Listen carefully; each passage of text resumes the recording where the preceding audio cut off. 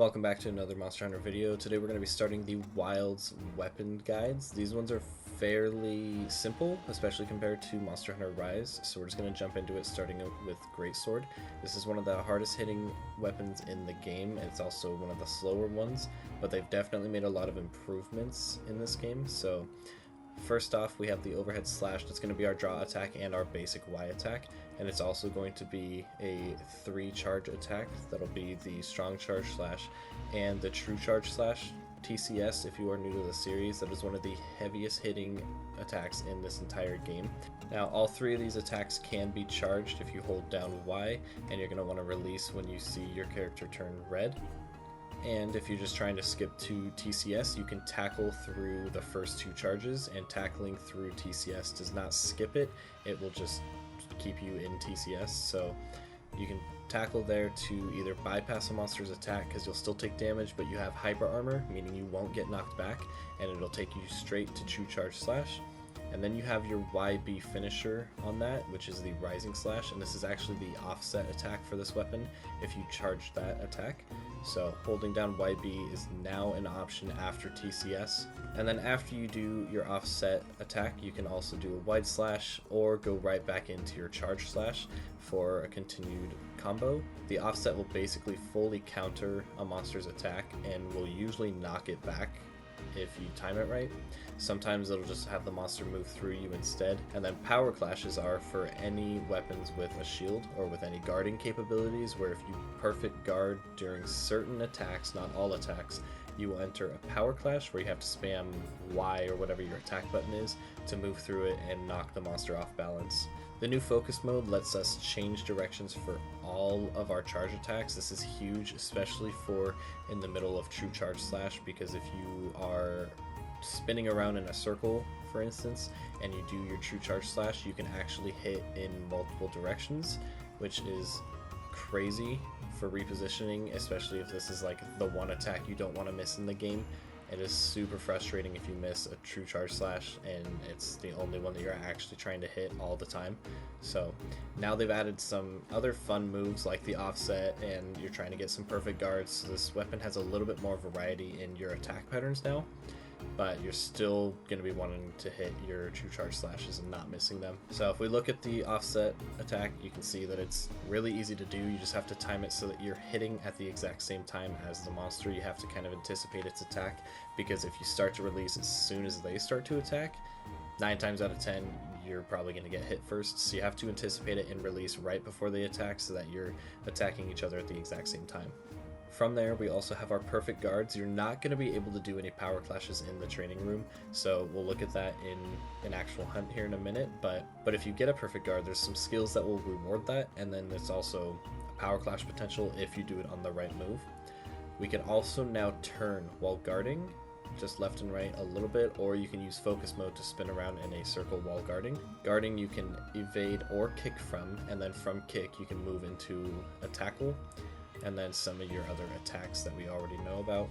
And after tackle, we can also do a leaping wide slash through hitting B, and that'll be just our basic B attacks. So if we go ahead and do a wide slash and then a tackle, it'll lead right back into leaping wide slash. And again, your tackle will move you straight through a monster's attack with hyper armor, so you will not get knocked back. For our focus attacks, we're just gonna kind of lunge at the wound, and then we're going to move into kind of a sliding attack where we move along the body, and any other wounds that you hit are also going to be destroyed in that. And then you can move into some more of our just basic attacks from there with the B and the Y.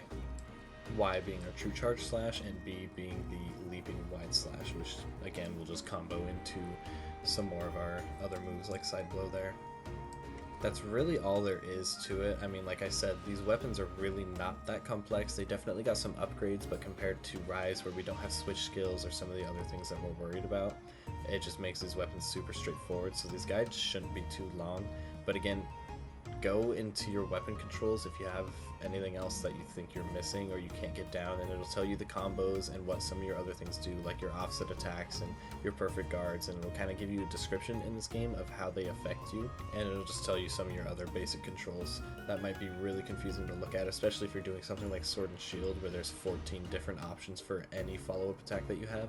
So go ahead and just look at your weapon controls if you have any other questions, and then if you need help with offsets or power clashes, just go ahead and leave a comment down below, but I'll show you guys both of those here in a hunt.